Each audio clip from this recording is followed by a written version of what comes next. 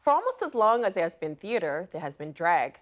Often misunderstood and sidelined, those who practice the craft have long had to fight for their freedom of expression, the stage to perform on, and the right to wear killer heels.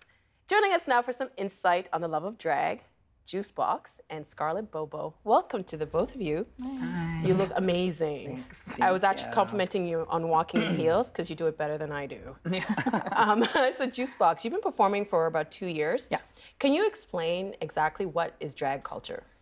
Oh my. I don't know. It's kind of the illusion and sort of playing with gender, right? So you kind of have to look at it from a standpoint where we may be men, like kind of dressed up as women, but then there's also like women who dress up as men. There's trans women who also do it too. So it's kind of pretty broad. Why? Why? Why do you dress up? Why do I do it? I think it's fun. I just have fun with it. I need some kind of creative expression. I do makeup during the day. I'm a makeup artist for MAC Cosmetics, and so then it's when you're kind of doing the same sort of makeup on everybody all day, it kind of gets a little stagnant. You kind of get a little bit bored, even though it is a creative environment. I just kind of needed to sort of play a little bit more. So I kind of got into this, and it's been great. I love it. And some people have the idea that it has to do with sexuality. Scarlett, does it have anything to do with sexuality?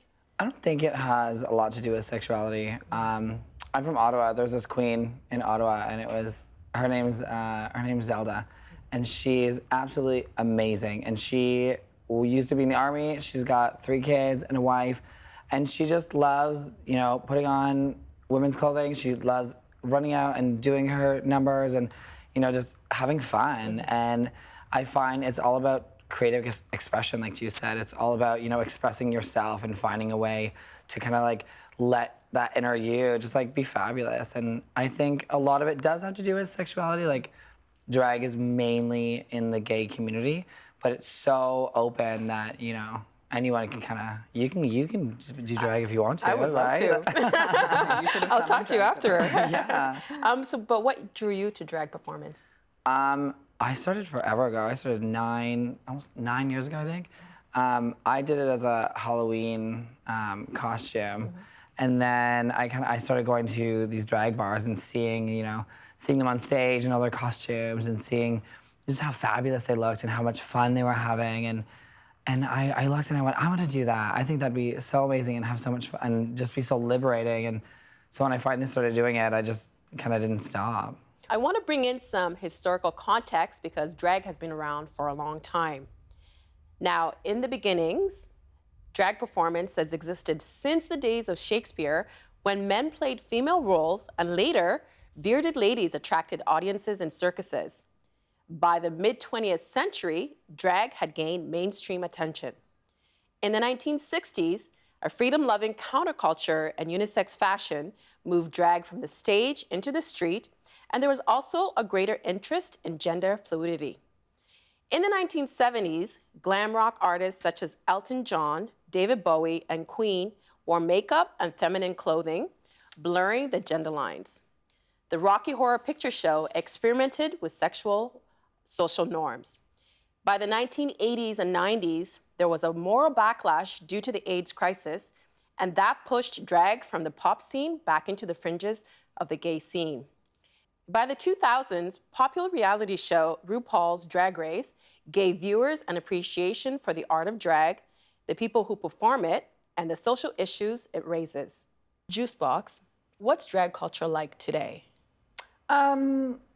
It's a lot more mainstream. I feel like a lot more people know about it. They don't really know everything about it, but there's a lot more people, like if I ever tell someone like, oh, well, I do drag, they'll be like, oh my God, like RuPaul, or like Latrice Royale, like they'll say stuff like that because they watch the show, right? So I feel like, and it's also a little bit more accepted. It's less kind of like in the gutter and kind of in the background. What do you owe that to? What do you think that is? Well, it is definitely that it's a little bit more in pop culture now. So it feels a little bit easier to do, right? Yeah, and I mean, the RuPaul's reality show competition is going into its 8th season. It's been around for 8 seasons. Is it really? Yeah, 8th season. They just finished 8. They just finished it, yeah. So do you think that has changed drag or how people perceive drag? Because it's a reality television? They've kind of dumbed it down. Is that a good word for it? For what? Like the reality of drag, a bit. They kind of sugarcoated it. I feel like. How so? Drag has so many layers to it. You know what I mean? And there's so much struggle with it. There's so many more dynamics with drag. There's so many friendships and complications and everything. And I feel like RuPaul's Drag Race is amazing for what it's done in the mainstream culture, and it's really showed everybody, this is who we are. But at the same time, now when people see drag queens, just like Juice said, they compare you.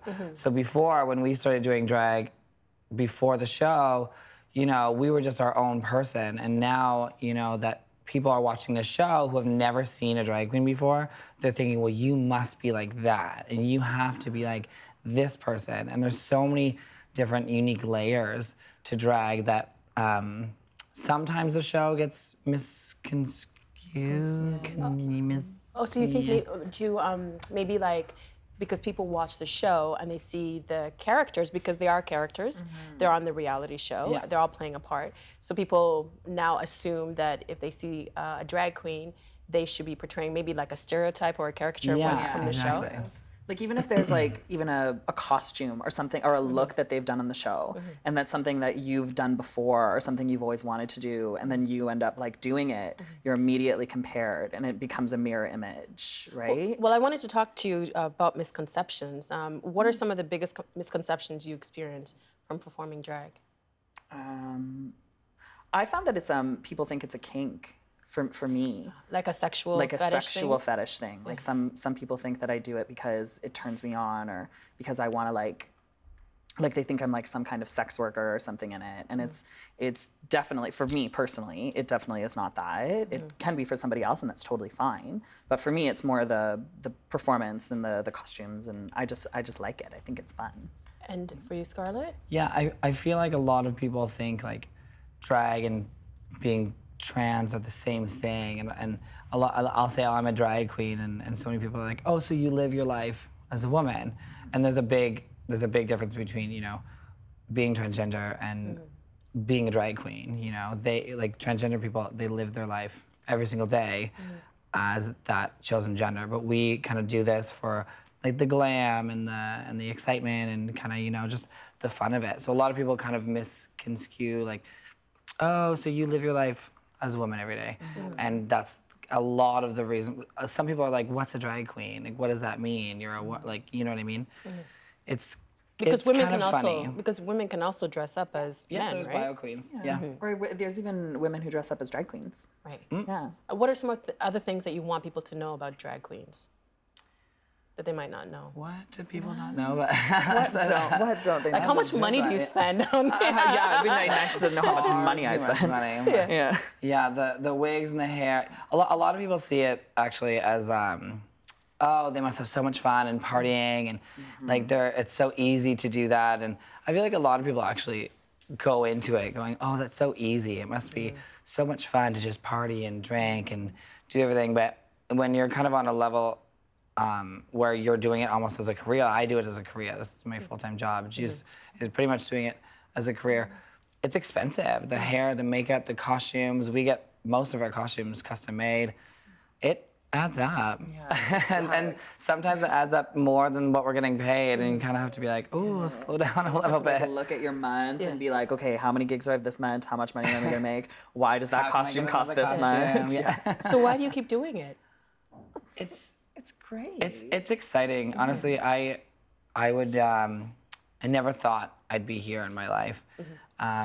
If you asked me 5-10 years ago if I'd be doing this, I would have laughed. I've traveled the world doing this, and I never for once thought I could be doing this as a career, and I could be doing like a hobby and just having fun and meeting people and inspiring people. I have so many drag queens that inspire me, and then people come to our shows and they're like fans of ours, and it's crazy to think that like we have fans and we're inspiring, youth and other people. And how do you inspire youth and other people? It depends. Like it can be anything from just going on stage and sort of having that confidence can inspire somebody, or even like a friend of mine was even telling me a story the other day where she had done Somewhere Over the Rainbow on stage. My friend Cassandra Moore, she just did Somewhere Over the Rainbow on stage.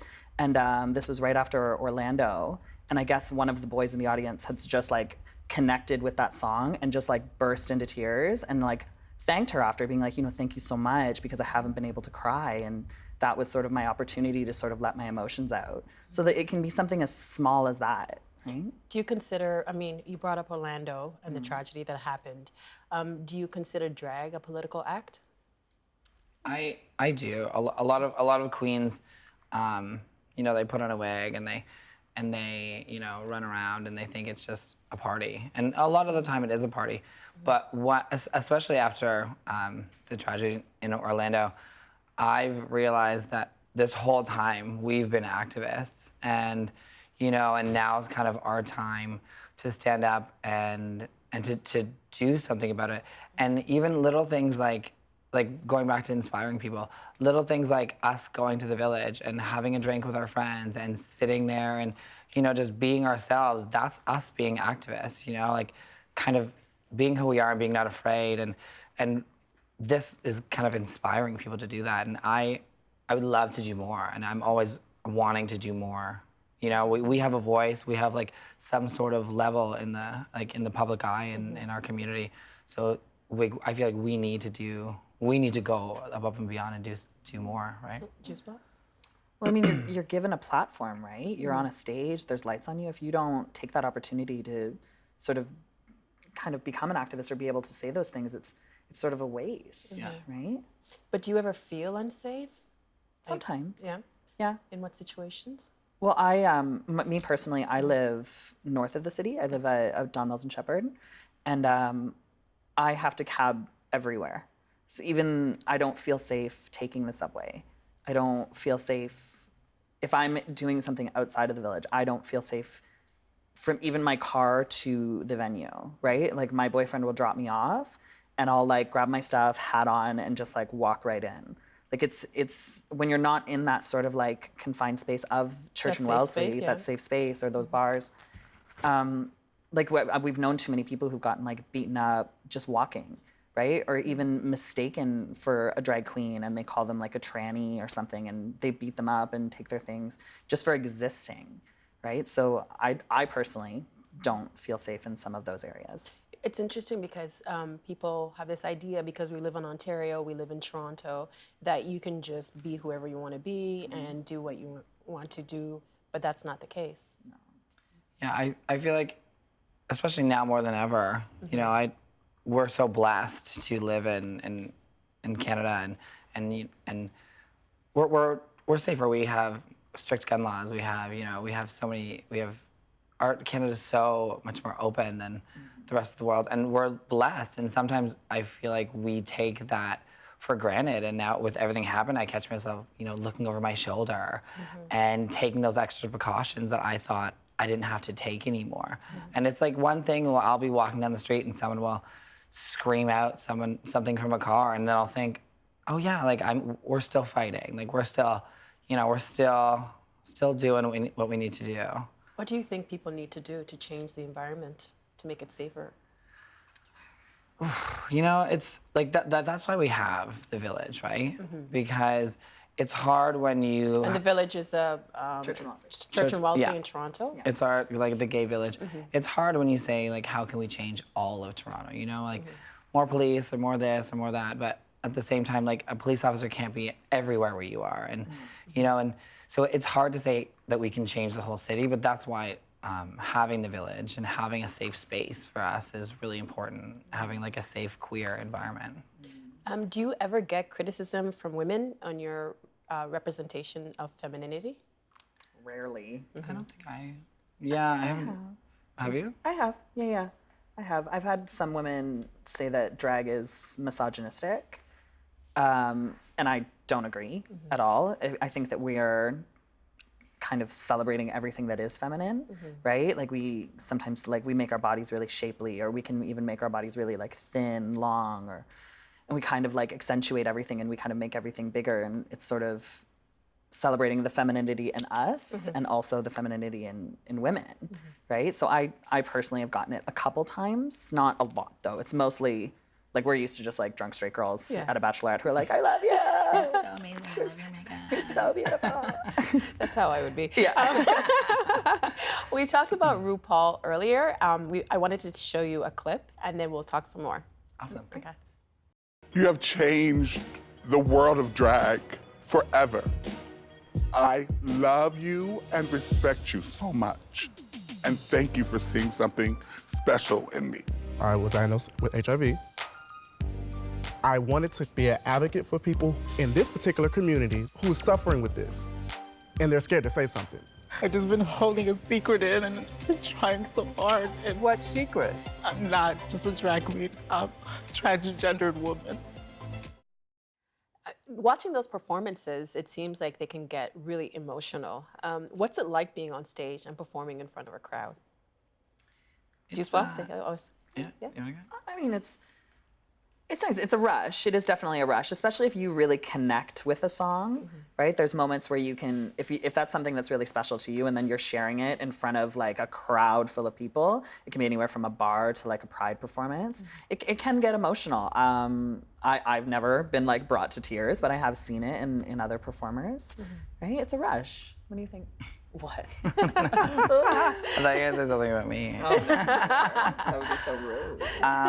Yeah, it's exciting. It's a thrill. There's been a lot of times for me where I've been like really moved on stage before, and little things just by crowd response. There's times where I can go into a show and have the worst day ever, and I don't want to do a show and I don't want to get on stage, but you have to get on stage, and sometimes there's 5 people in the audience and sometimes there's 300 people in the audience, and you have to put on a smile and show them like, if I can do it, you can do it. And sometimes I'll have a terrible day and there's all these people cheering and screaming, and it's moved me before. It's moved me a lot.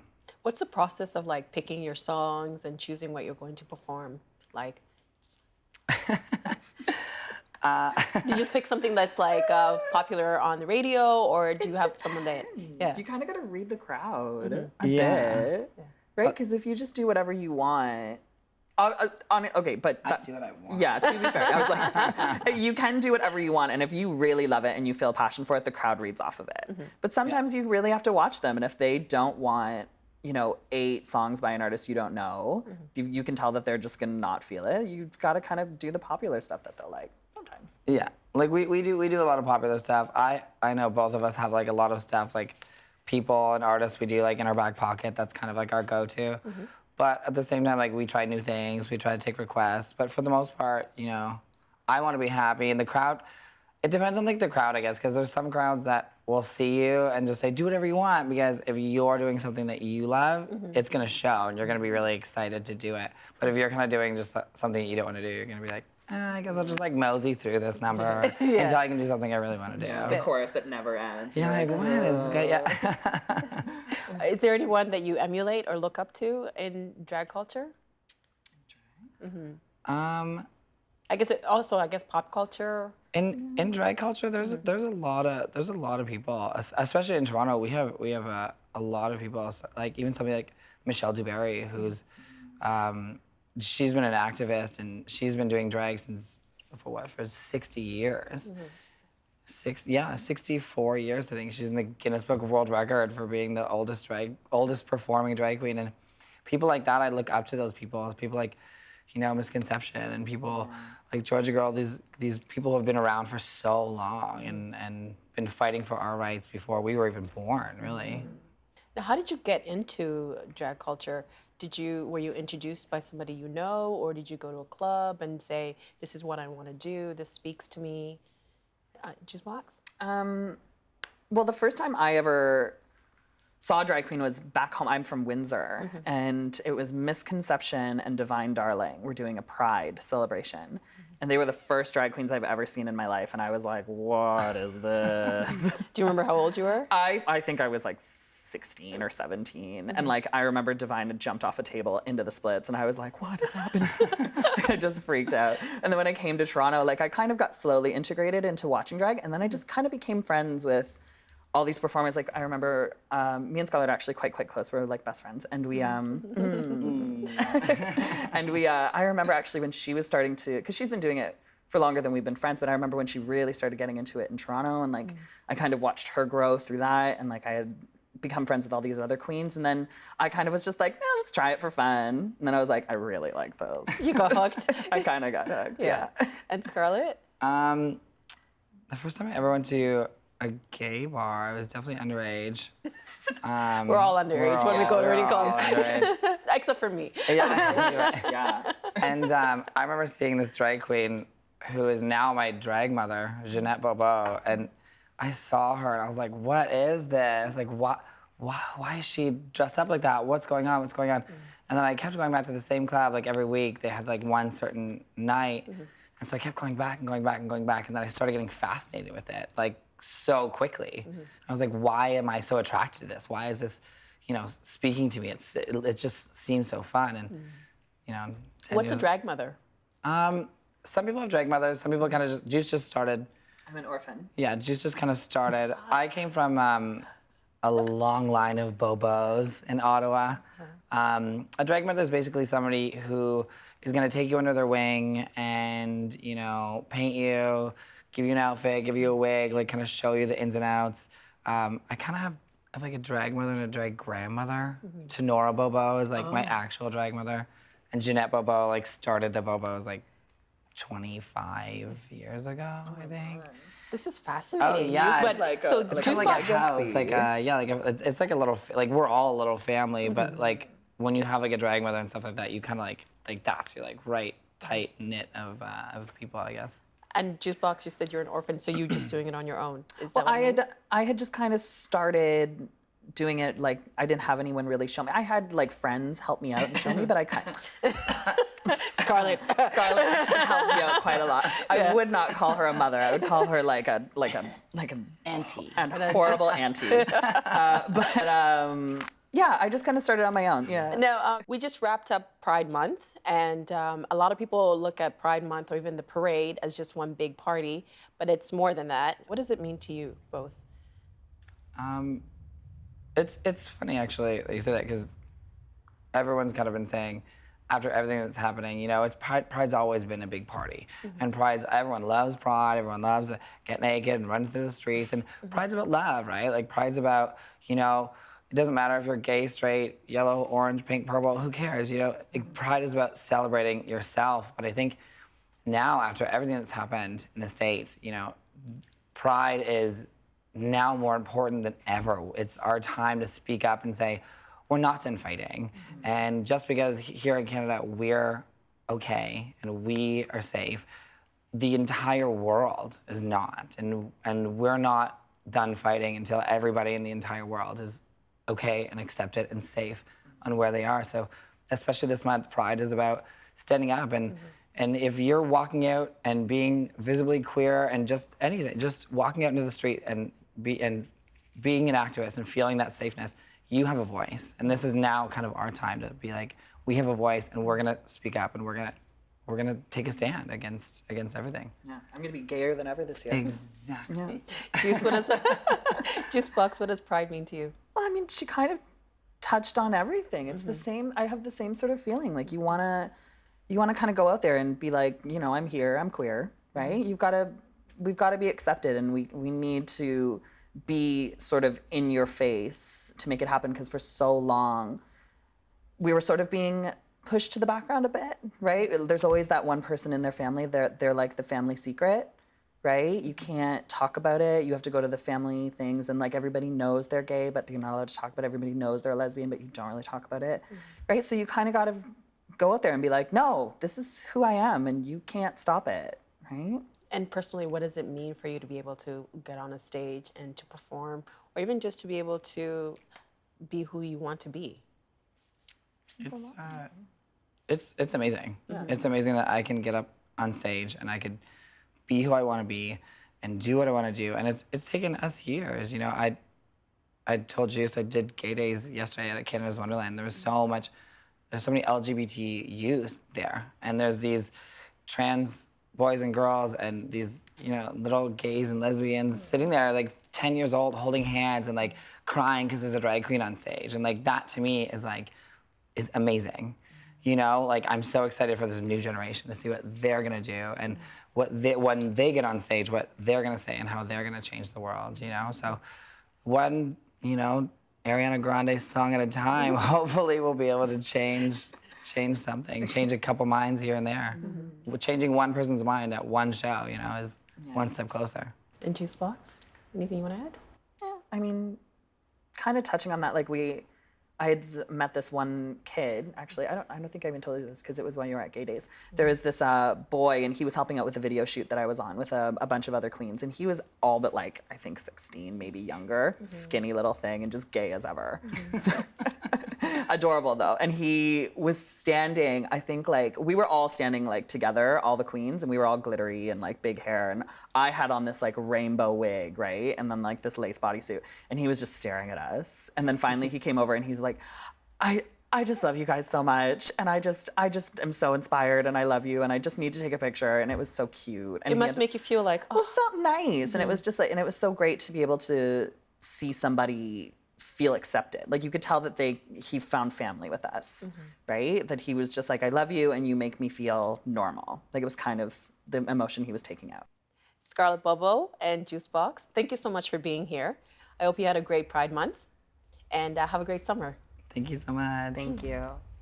Help TVO create a better world through the power of learning. Visit TVO.org and make a tax-deductible donation today.